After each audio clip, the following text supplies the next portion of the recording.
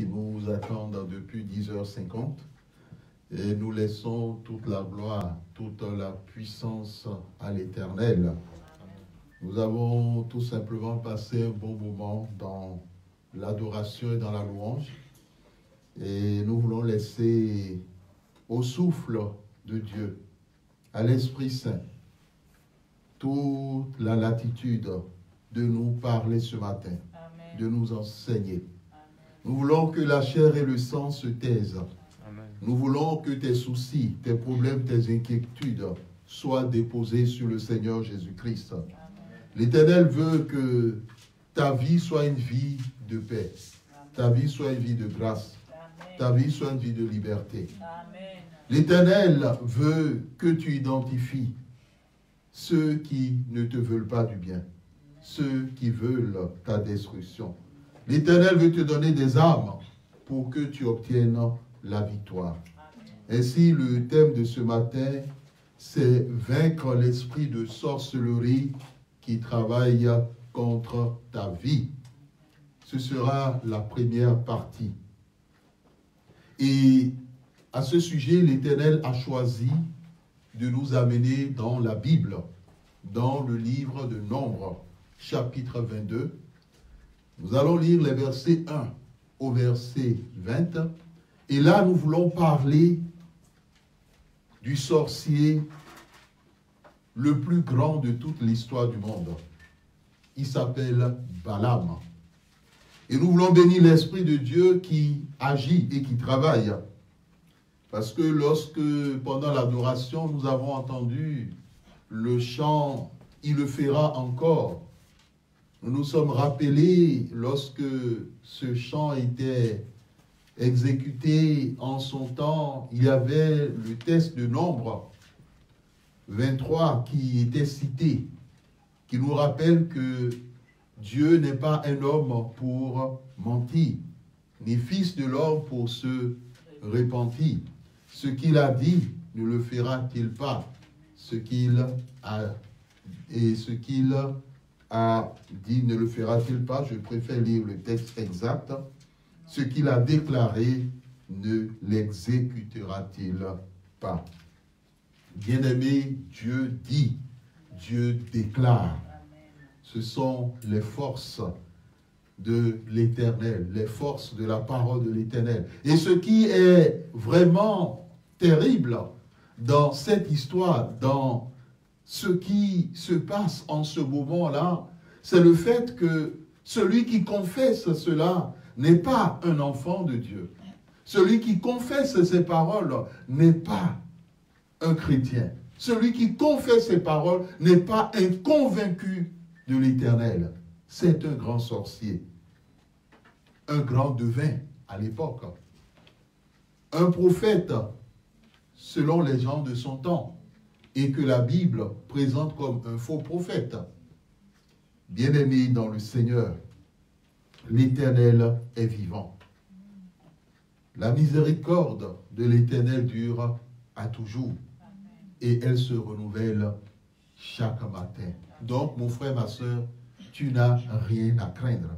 À travers cet enseignement qui se tendra sur un certain nombre de dimanches, vous serez informés sur la toile. L'Éternel veut t'amener à la victoire. L'Éternel ne veut plus que tu sois tourmenté par l'esprit de sorcellerie qui travaille dans ta famille, par l'esprit de sorcellerie qui travaille dans ton lieu de travail. Parce que lorsqu'on parle de sorcellerie, ne voyons pas nécessairement en premier lieu quelqu'un qui est entré dans les ténèbres et qui œuvre avec force par une alliance avec Lucifer pour nuire à ta vie. Parce que la sorcellerie aussi, c'est le fait que ton collègue de bureau ne veut pas ton bien, ne veut pas que tu réussisses dans son cœur. Fait tout pour te créer des problèmes, quitte à ce que cette personne utilise des faux témoignages ou fabrique des fausses preuves contre ta vie. Bien-aimés, inclinons-nous pour la prière. Abba Père, nous voulons te dire merci. Il est écrit dans ta parole que l'homme ne vivra pas de pain seulement. Papa, durant toute cette semaine, nous nous sommes nourris de pain. Nous avons nourri notre corps. Nous avons pris soin de notre corps. Mais l'heure est venue, Père, pour que tu prennes soin de notre âme et de notre esprit. Papa, nous savons que le pain que nous mangeons, le pain matériel ne peut pas apporter la nourriture à notre âme, à notre esprit. Seul et sauf ta parole est capable d'agir ainsi. Papa, au nom de Jésus-Christ de Nazareth, selon Philippiens 2, que tout genou fléchisse dans les cieux, sur la terre, sous la terre, dans les eaux au-dessous de la terre, en ces lieux, autour de ces lieux, et que toute langue confesse que Jésus-Christ est Seigneur et Sauveur à la gloire de Dieu le Père. Papa, arrache les pierres, arrache les épines, consume les oiseaux chargés de voler ta parole pour qu'elle ne tombe pas dans notre cœur et pour qu'elle ne produise pas des fruits en abondance. Papa, viens te manifester pour nous donner un cœur bon, un cœur vrai, un cœur honnête vis-à-vis de toi. Parle, Esprit de Dieu, parle, Éternel, tes enfants t'écoutent. Au nom de Jésus-Christ de Nazareth, Amen. Amen. Bien-aimés, nous allons lire donc Nombre chapitre 22, les versets 1 au verset 20. Mais pour le moment, nous allons lire les versets 1.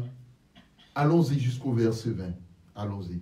Suivons et écoutons la parole de l'Éternel. J'avais voulu m'arrêter au verset 10 et après continuer, mais lisons en une fois ce texte. Les enfants d'Israël partirent et ils campèrent dans les plaines de Moab, au-delà du Jourdain, vis-à-vis de Jéricho. Balak, fils de Tsippor, vit tout ce que Israël avait fait aux Amoréens. Et Moab fut très effrayé en face d'un peuple aussi nombreux. Il fut saisi de terreur en face des enfants d'Israël.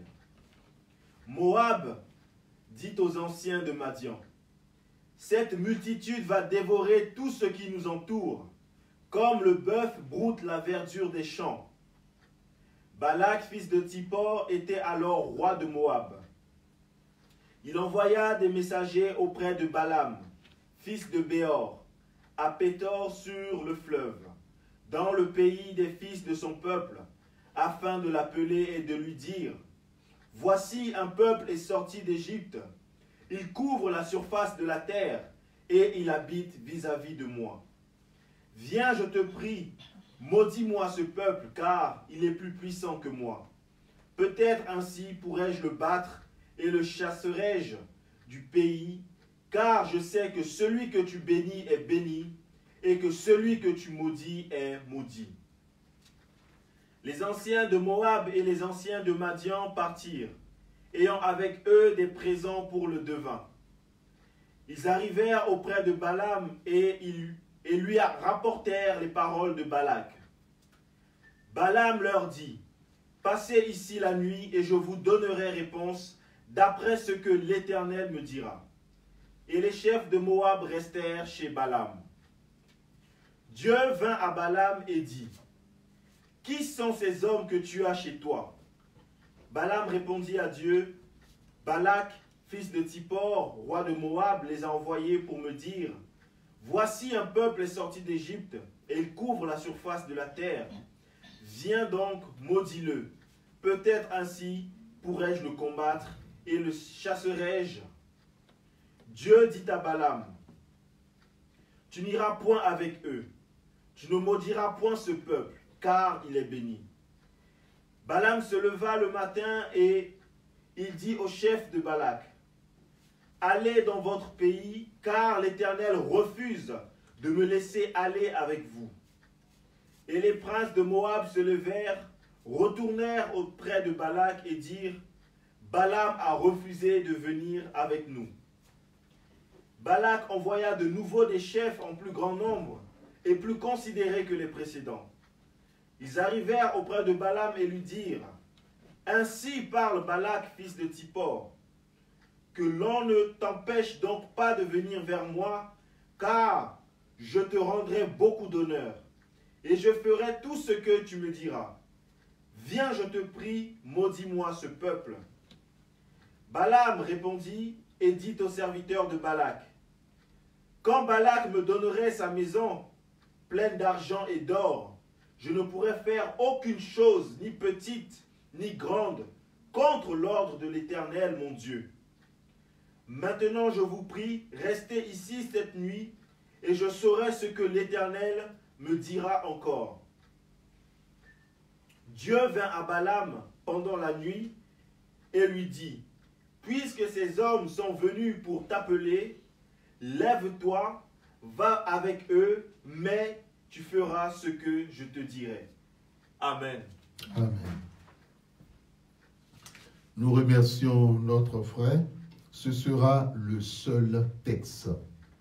Bien-aimé, il est très important de situer ce texte dans un contexte qui est au début la sortie du peuple d'Israël de l'Égypte. Mon frère, ma sœur, toi qui m'écoutes ce matin, il est très important que tu sortes du monde pour donner ta vie à Jésus-Christ, pour l'accepter comme ton seul Seigneur et Sauveur personnel. Tout comme Israël a été libéré de la servitude et du pouvoir de Pharaon, l'Éternel, lorsque tu donnes ta vie à Jésus-Christ, lorsque tu le reçois de tout ton cœur, en esprit, en vérité, de toute ton âme, de toute ta force, comme ton seul Seigneur et Sauveur personnel, bien-aimé dans le Seigneur, Dieu nous dit dans sa parole, dans Jean chapitre 1, à partir du verset 12, qu'il te donne le pouvoir de devenir enfant de Dieu. C'est une grâce. Cette œuvre est possible par l'action de Jésus-Christ, le sacrifice ultime de Jésus-Christ à la croix. On ne peut pas être chrétien et être franc-maçon. On ne peut pas être chrétien et être rosicrucien. On ne peut pas être chrétien et faire de la magie. On ne peut pas être chrétien et s'aventurer dans le yoga. Parce que la véritable donnée du yoga, c'est les thèmes de chakra, c'est les thèmes d'énergie et c'est les thèmes d'ouvrir le troisième œil. Or, lorsque nous parlons du troisième œil, nous parlons d'une initiation, nous parlons d'une alliance avec Lucifer. D'autres vous tromperont, vous mettront la Bible devant en disant que lorsque Dieu avait créé l'homme et la femme, il lui avait déjà donné ce troisième œil. Fausseté des faussetés. Mensonge sur mensonge. Bien-aimé dans le Seigneur, vaincre l'esprit de sorcellerie qui travaille contre ta vie passe par un préambule, par un préalable indispensable, que tu naisses de nouveau, que tu deviennes enfant de Dieu. On ne naît pas enfant de Dieu. Il est vrai que le mot chrétien a été utilisé pour la première fois à Antioche pour désigner ceux-là qui marchaient comme Christ. Ceux-là qui vivaient comme Christ. C'était un sobriquet les petits Christ, d'où le mot chrétien. Mais derrière ces petits Christ, nous avons le mot disciple. Un disciple, c'est celui qui suit les enseignements de son maître et qui marche d'après ses enseignements. Aujourd'hui, le mot chrétien est vu comme un titre de quelqu'un qui appartient à une religion. En l'occurrence, le christianisme. Un point, un trait. Tout le reste, le contenant, est ce qui est important pour plusieurs, mais pas le contenu.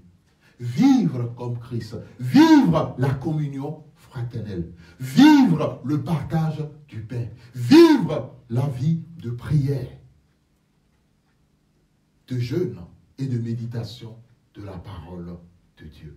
C'est ce qui fait qu'aujourd'hui, on a des scandales dans les églises. Il y a des choses qui se passent et on se pose la question de savoir, est-ce qu'on a affaire à des chrétiens? On dira oui par rapport au contenant, mais non par rapport au contenu. Parce que ces faits ne reflètent en rien des petits Christ, ne reflètent en rien le Seigneur Jésus-Christ. Bien-aimé dans le Seigneur. Ces scandales au début avaient commencé dans l'Église catholique. Ce qui peut expliquer la réforme avec Luther, lorsque certaines réalités comme les indulgences étaient contraires au salut par la foi et par grâce. On ne peut pas payer le salut.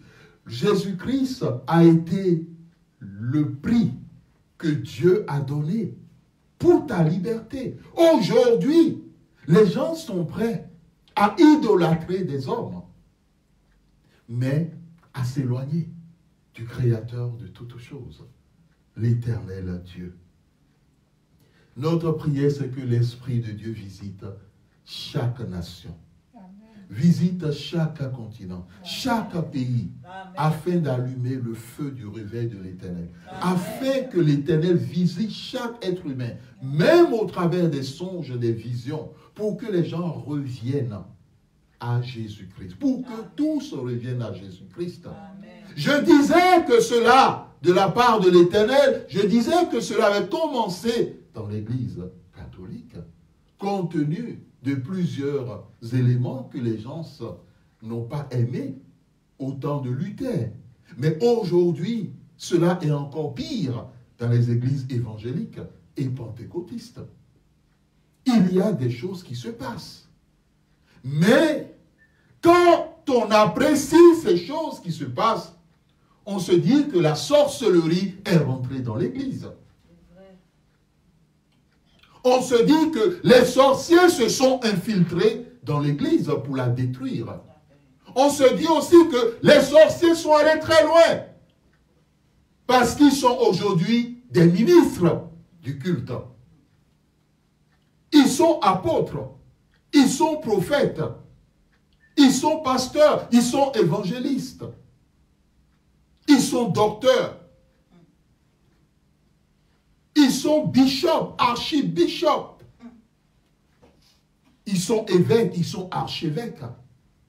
Mais le Seigneur Jésus-Christ ne les connaît pas. La véritable réalité constitue les fondements.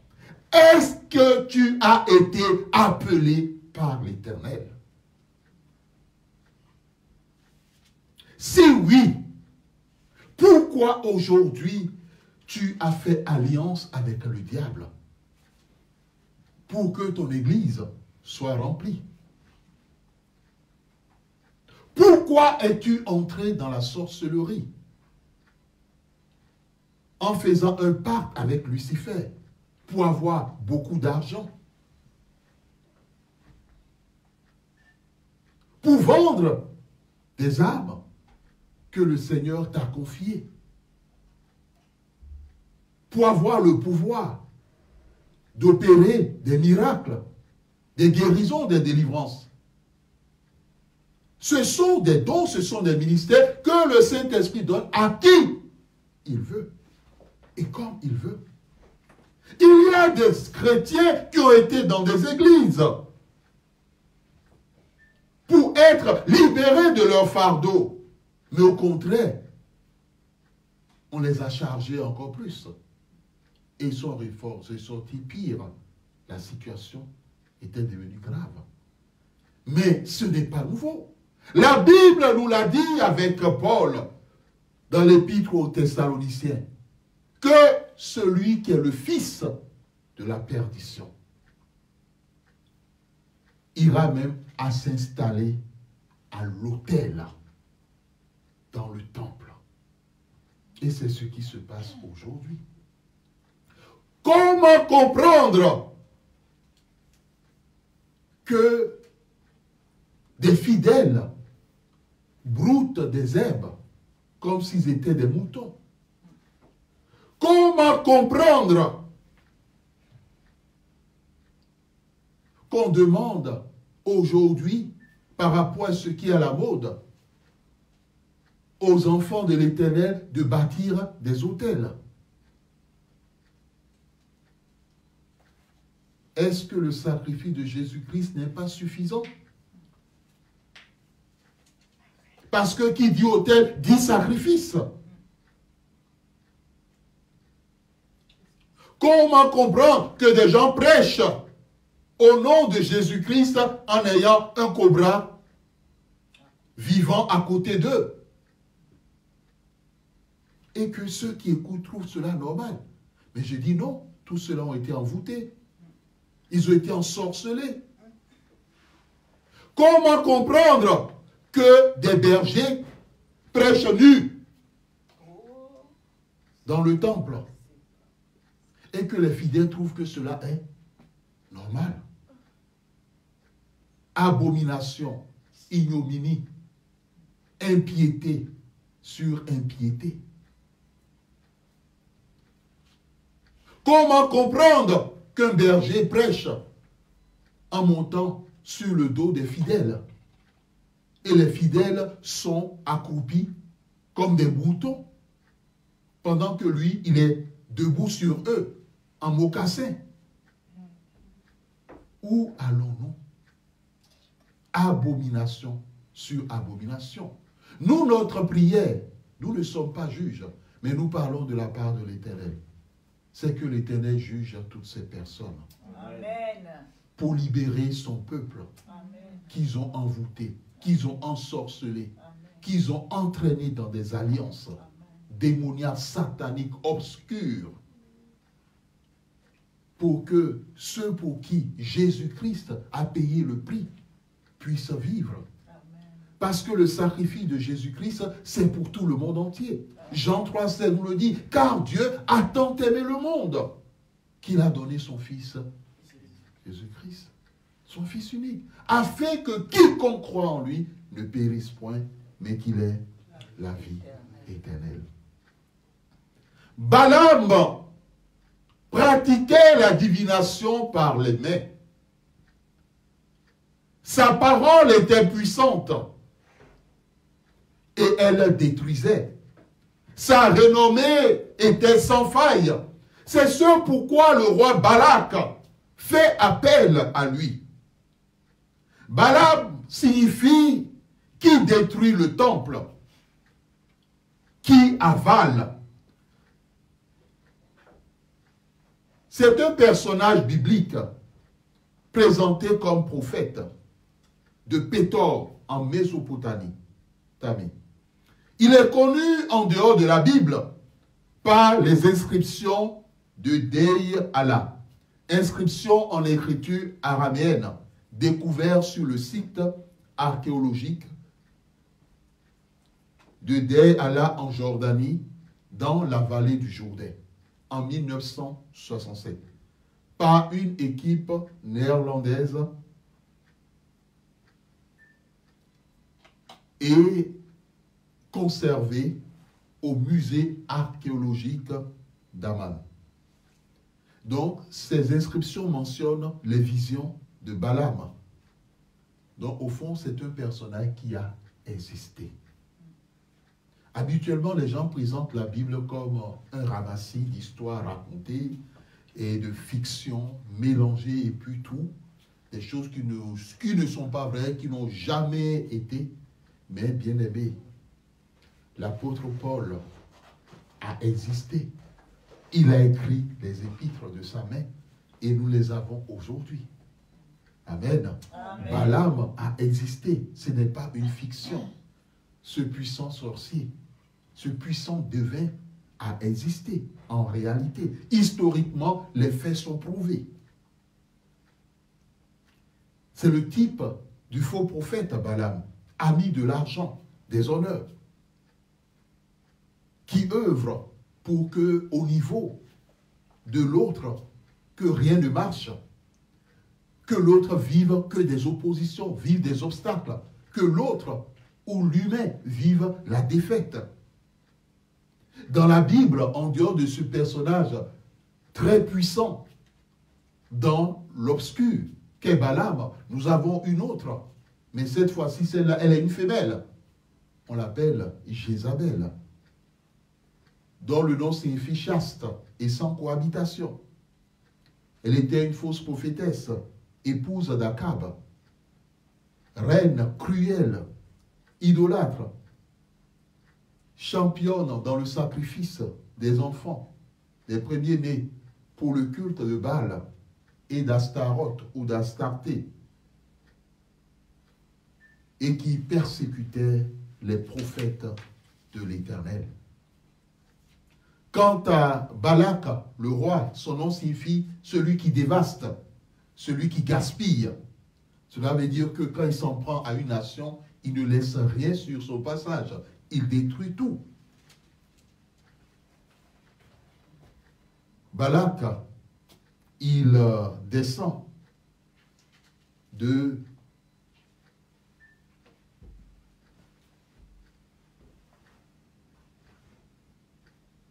Nous laissons la question de la descendance. Nous parlerons plutôt de Moab. Moab, qui est fils de Lot et de sa fille aînée. Sa descendance porte le nom Moab. Le territoire aussi porte le nom Moab. Bien-aimé dans le Seigneur. Et Moab, fils de Lot, Balak descend de sa lignée. Voici le tableau des différents acteurs dans ce texte, mais nous n'oublions pas l'acteur principal, à savoir l'Éternel, qui dirige toutes choses. Donc, la première chose, c'est que tu donnes ta vie à Jésus-Christ. Si tu veux vaincre l'esprit de sorcellerie qui travaille contre ta vie. Parce que l'esprit de sorcellerie est un esprit qui détruit la santé, qui détruit le corps, qui détruit l'âme, qui combat l'esprit de l'homme. C'est un esprit qui avale tout sur son passage. Un homme, du jour au lendemain, riche qu'il est, peut devenir d'un seul coup pauvre. Il y a beaucoup de personnes qui ont vécu ces drames. Beaucoup de personnes ont vécu ces drames. Ils avaient toute la richesse. Ils ont oublié l'Éternel. Et quand le malheur s'est abattu sur eux, c'est maintenant qu'ils se sont tournés vers le Seigneur. Parce qu'ils en dépendaient de leur vie. Et ils savaient que la folie les guettait, la mort les guettait. Mais est-ce que c'est juste pour l'occasion? Ou bien leur décision est une décision définitive de faire de Jésus-Christ leur seul Seigneur et Sauveur personnel? Bien-aimés, dans le texte que nous avons lu, il y a des choses qui doivent t'encourager. C'est la confession du roi Balak, qui dit à Balaam, viens, au verset 6, je te prie, maudis-moi ce peuple, car il est plus puissant que moi. Il est plus puissant que moi. Ensuite, nous avons la parole de l'Éternel à Balaam, au verset 12. Dieu dit à Balaam, tu n'iras pas avec eux. Tu ne maudiras pas ce peuple, car il est béni. Amen. Amen. La bénédiction vient de l'Éternel et il ne la fait suivre d'aucun chagrin. Si tu fais partie de ces chrétiens, pose-toi la question, est-ce que tu as déjà fait la démarche de la nouvelle naissance? Est-ce que tu as déjà, par ta bouche, confessé que tu acceptais Jésus-Christ dans ton cœur, dans ta vie, comme ton seul Seigneur et Sauveur personnel, et que tu renonçais définitivement à Satan et à toutes ses œuvres dans ta vie? Si tu l'as déjà fait, alléluia. Les préambules sont nécessaires. Bien-aimé dans le Seigneur, lorsque tu reçois Jésus-Christ dans ta vie, lorsque tu fais de l'Éternel le Tout-Puissant ton véritable et seul Dieu, mon frère, ma soeur, il faut que tu saches une chose. L'Éternel manifesté en Jésus-Christ dit ceci, tu es béni. Amen. Tu es béni. Amen. Amen. Mon frère, tu es béni. Amen. Ma soeur, tu es béni. Amen. Et sache une chose, quand Jésus-Christ entre dans ta vie, Satan sort par la petite porte. Amen. Quand Jésus-Christ entre dans ta vie, quand tu deviens enfant de Dieu, tu reçois la puissance de Dieu. Amen. Tu reçois le pouvoir de l'Éternel. Amen. Tu reçois l'autorité sur toute la puissance des ténèbres. Amen. Et rien ne pourra te nuire. Tu reçois l'autorité sur l'esprit de sorcellerie. Tu reçois le pouvoir des pouvoirs. Bien-aimé, le pouvoir des pouvoirs n'est pas dans la magie. Le pouvoir des pouvoirs n'est pas dans l'occultisme. Le pouvoir des pouvoirs n'est pas dans les choses mystiques et obscures. N'est pas dans les loges ésotériques. Mais cela est en Jésus-Christ. Amen. Il y a ce témoignage d'un professeur d'université. C'est quelque chose de vrai, je l'ai eu comme professeur. Il a fait ses études ici en Europe. Et quand il est venu, il s'est initié à la magie. Il est entré dans la franc-maçonnerie.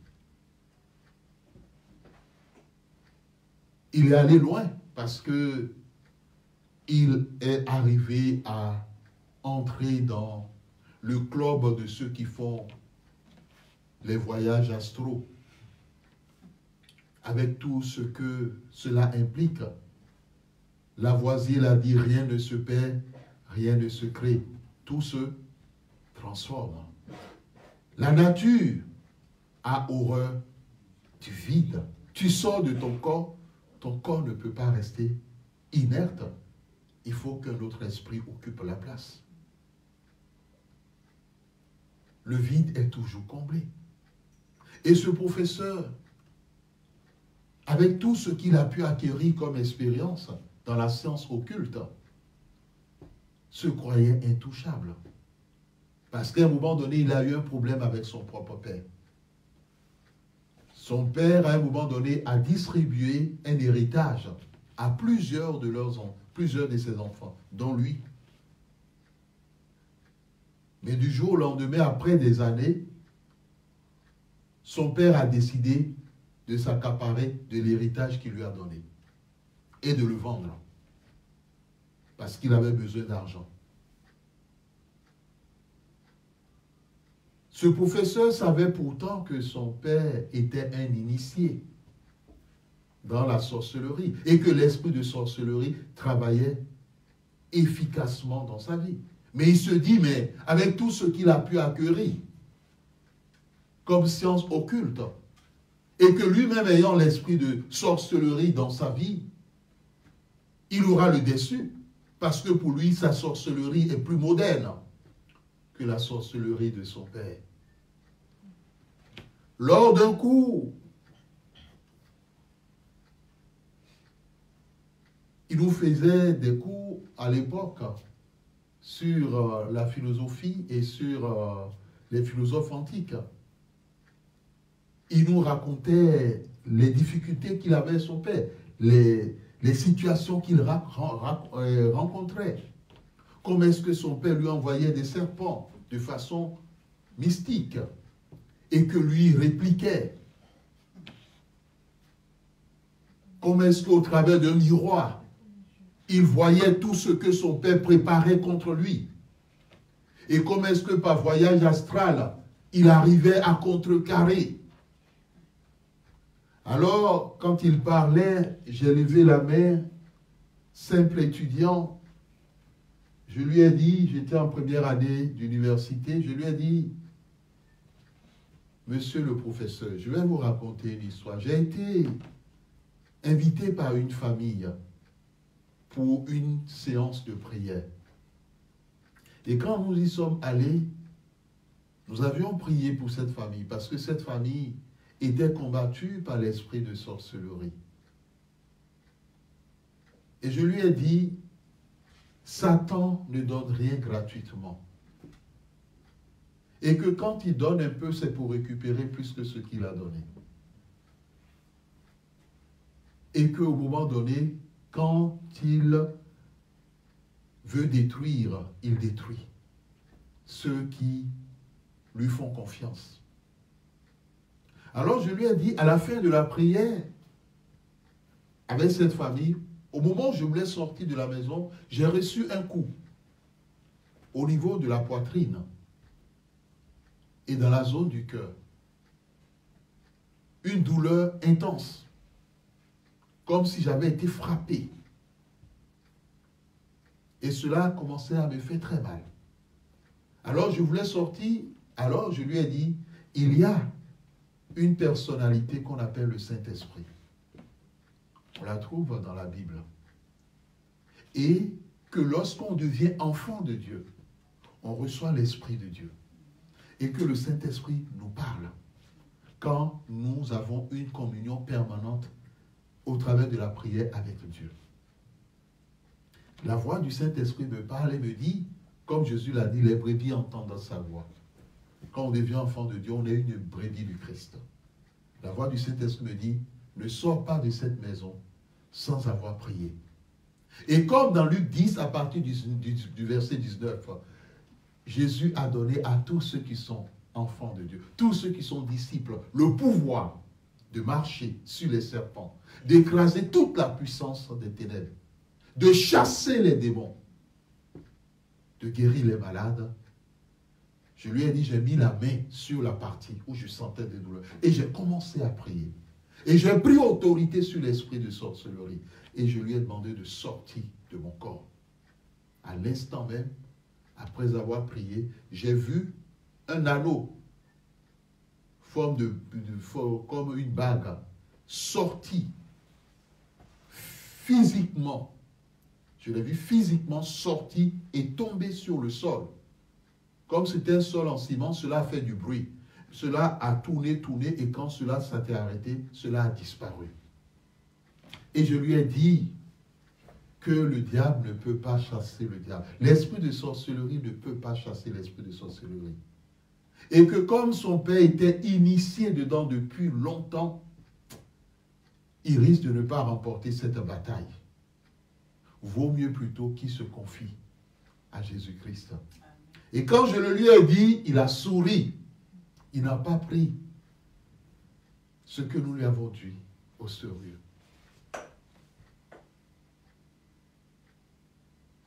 2 années plus tard, il y avait une famille que nous connaissons qui avait l'un de leurs enfants dans un hôpital psychiatrique de la capitale.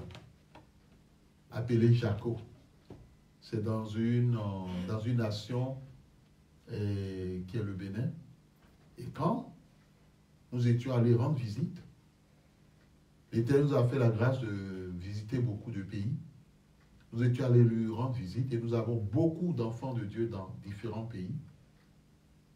Au moment où nous étions allés rendre visite, dans la cour de ce lieu, il y avait certains malades qui étaient sous l'arbre, des gens qui étaient déments.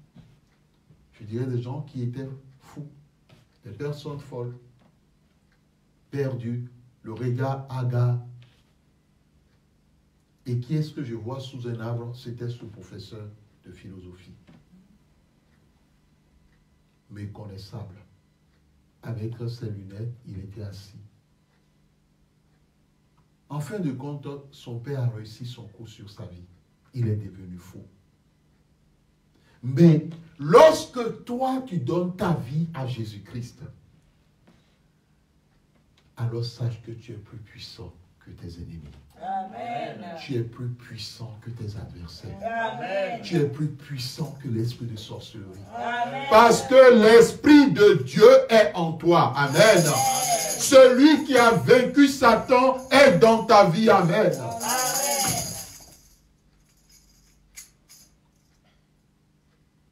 La Bible nous dit que l'Esprit de Dieu que nous avons en nous a vaincu l'esprit du monde. Et que Jésus-Christ a paru afin de détruire les œuvres du diable. Amen. Amen. Bien-aimés dans le Seigneur, les Israélites ont campé dans les plaines de Moab, tout comme chacun de nous. Il nous arrive de ne pas rester au même endroit. Tu es né dans telle région, tu es né dans telle commune, tu es né dans tel village. Mais à un moment donné, tu es appelé à te déplacer. Il y a plusieurs personnes qui, en quittant leur village, se sont retrouvées à la ville. En quittant la ville, se sont retrouvées à la capitale. En quittant la capitale, se sont retrouvés dans une autre nation. En quittant une autre nation, se sont retrouvés dans une autre. Et vice-versa. Et certains aujourd'hui sont dans plusieurs continents, sur plusieurs continents. Certains sont aux États-Unis, au niveau du continent américain. D'autres sont en Asie. D'autres sont en Australie. D'autres sont en Europe. D'autres sont en Afrique. Mais dans l'un ou dans l'autre des cas, lorsque tu te déplaces, lorsque tu pars, lorsque tu campes quelque part, l'Éternel t'enseigne que ceux qui sont dans ces lieux te voient. Et ceux qui sont dans ces lieux ne sont pas seulement des personnes physiques. Il y a aussi cette hiérarchisation du mal et des forces du mal pour contrôler le monde. C'est ce qui fait que Jésus-Christ l'appelle le prince de ce monde. Qui dit prince dit royaume. Qui dit prince dit aussi commandement. Qui dit prince dit sujets qui sont à sa disposition. Et donc, la première des choses, lorsque tu atterris quelque part, lorsque l'Éternel te fait la grâce de te retrouver quelque part, bénis son nom. Amen. Et n'oublie pas d'être reconnaissant à l'Éternel. Il y a des gens qui au départ n'avaient rien du tout. Dieu leur a fait grâce de se retrouver, de devenir millionnaires, de devenir riches. Mais ils ont oublié l'Éternel aujourd'hui. Il y a des gens qui étaient dans un coin, dans un petit coin. Dans un petit coin. Dans une maison en bois. Et aujourd'hui, Dieu les a positionnés en Europe, aux États-Unis. Mais ils ont oublié l'Éternel. D'autres même ne vont même plus à l'église. D'autres même ne vont plus. Et on entend aujourd'hui un discours régulier. Ah, je suis déçu de l'église. Je suis déçu des hommes de Dieu. Je suis déçu des chrétiens. Je suis déçu. Bien-aimé, nous le disons toujours. Ne permets pas à ce que le diable t'éloigne de l'Éternel. Ne permets pas à ce que le diable t'éloigne de la maison de l'Éternel. Le véritable problème des chrétiens, nous l'avons dit le dimanche dernier, c'est que les chrétiens n'ont pas appris à parler avec Dieu. Et ceux qui ont été leurs ministres, leurs pasteurs, n'ont pas travaillé pour leur maturité spirituelle, pour qu'ils grandissent, pour qu'ils aient eux-mêmes une relation avec Dieu. Et eux-mêmes, à domicile, n'avaient pas le temps à consacrer à l'Éternel. Alors ils sont devenus des objets, ils sont devenus des ballons que certains ministres font tout possible pour les maintenir dans l'état d'enfant, pour qu'ils ne grandissent pas. Parce que le jour où ils grandiront, ils pourront d'eux-mêmes comprendre la réalité, parler avec Dieu, entendre la voix de Dieu. Et quand vous posez la question à tous ces chrétiens qui aujourd'hui s'en prennent à l'église de Jésus-Christ, s'en prennent aux ministres et vice-versa, quand vous leur dites, mais tel endroit où tu es allé, tu as eu tel problème, est-ce que tu as demandé la permission à Dieu? Est-ce que tu as cherché la face de Dieu avant d'y aller? Mais non, c'était une amie qui m'a invité, ou bien j'ai appris que c'était une croisade, je suis allé, mais qui t'a dit d'aller? Le diable fait aujourd'hui tout pour que plusieurs églises, plusieurs faux ministres, plusieurs églises fondées sur le sang, fondées sur Lucifer, salissent la véritable église de Jésus-Christ, qui est premièrement une église invisible. Jésus ne viendra pas chercher des monuments. Il ne viendra pas chercher des bâtiments construits. Mais il cherchera la véritable église. Un avec lui, un avec le Père. L'église invisible, sans tache ni ride. Des personnes à qui l'Éternel n'a rien à reprocher. Mais pas ceux-là qui, à cause des monuments visibles, à cause des agents de l'Éternel qui sont fait passer pour des ministres de Dieu, à cause d'eux, se sont détournés de l'Éternel. Se sont détournés de la mission pour laquelle l'Éternel les a appelés. Cela fait pitié. Bien-aimé, premier élément, lorsque tu arrives dans un endroit, demande à Dieu de te donner la supériorité sur toutes les forces des ténèbres qui règnent dans cet endroit. La supériorité et la victoire sur tout homme, toute femme des ténèbres, ou tout homme, toute femme avide de méchanceté, dont le cœur est mauvais, que l'Éternel te donne la victoire sur ces personnes. Amen. Les deux points aujourd'hui, et sur lesquels nous allons nous arrêter, c'est cela. Passe par la nouvelle naissance. Donne ta vie à Jésus.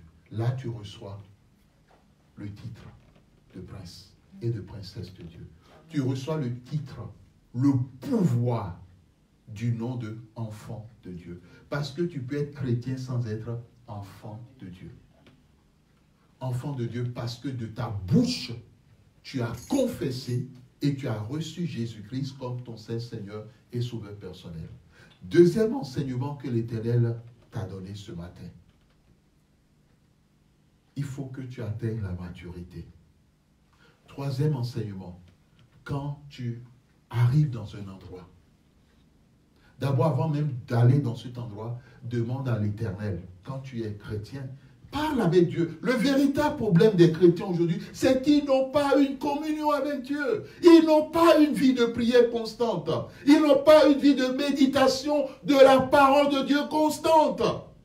Alors le diable en profite. Les ministres du diable en profitent aussi. Pour les tourmenter, pour les enchaîner, pour les lier, pour les désorienter, pour détruire la lumière de l'Éternel qui est en eux, pour éteindre cette lumière, pour les amener à se détourner de l'Éternel. Bien-aimés dans le Seigneur, l'Éternel n'a pas changé. Quel que soit le lieu, cherche d'abord la face de Dieu. Nous connaissons l'histoire de Naomi. Nous connaissons l'histoire de cette femme. Elle pensait trouver le bonheur. Lorsqu'elle est allée, où exactement? À Moab. On parle de Moab aujourd'hui. Mais sa vie n'a été que quoi? Amertume, douleur, souffrance. Parce qu'elle a perdu son époux. Elle a perdu ses enfants. Elle s'est retrouvée seule. Déplace-toi avec l'Éternel. Quand Abraham se déplaçait, c'était sous les directives de l'Éternel. Pour l'endroit où l'Éternel avait décidé pour lui. Maintenant que l'endroit, tu n'es pas cherché la face de Dieu, le moment viendra où l'Éternel t'amènera à partir de là. Mais si toi-même tu veux t'accrocher, bon, ça c'est un autre sujet. Parce que tu ne l'écoutes pas. Maintenant, quel que soit le lieu, troisième enseignement, demande à Dieu la supériorité et la victoire. Amen. Sur les forces occultes, les forces du mal, l'esprit des ténèbres, les méchants, les cœurs mauvais qui sont dans cette ville, dans cette commune, dans cette nation, qui chercheront à travailler contre ta vie. Parce que Israël est venu dans ces plaines tranquillement. C'était une étape de la vie d'Israël. Mais Israël n'était pas appelé à rester là indéfiniment. Tout comme quand nous déménageons, cela suppose que nous ne sommes pas restés à l'endroit où nous sommes définitivement. Donc, l'Éternel t'informe que quand tu aménages quelque part, il y a des forces qui sont là. Il y a des personnes qui sont là. Ou bien quand tu quittes un service pour un autre service sur le plan professionnel, il y a des personnes qui sont là. Et ces personnes vont tout faire. Tu ne les connais pas, mais eux, ils t'ont vu. Ils t'ont vu arriver. Ils ont vu la lumière de l'Éternel qui est en toi. Ils ont vu la grâce de l'Éternel dans ce que tu fais, dans le sens que ce que tu fais réussit. Potiphar l'avait vu chez Joseph. Balak, lui, l'avait vu. Quand il a vu le peuple, il a dit, mais ils sont nombreux. Mais quel est son problème, qu'ils soient nombreux ou pas? Quel est son problème? Et il les compare à des bœufs ou à des animaux qui peuvent tout brouter. Bien-aimés dans le Seigneur, c'est ce qui arrive. Or, est-ce qu'Israël savait que des gens pensaient ainsi de la sorte vis-à-vis d'eux? Est-ce qu'Israël savait qu'il y avait un roi qui complotait déjà de les maudire et de les détruire, de tout ravager, de tout gaspiller? Israël ne le savait pas, mais l'Éternel le savait. Amen.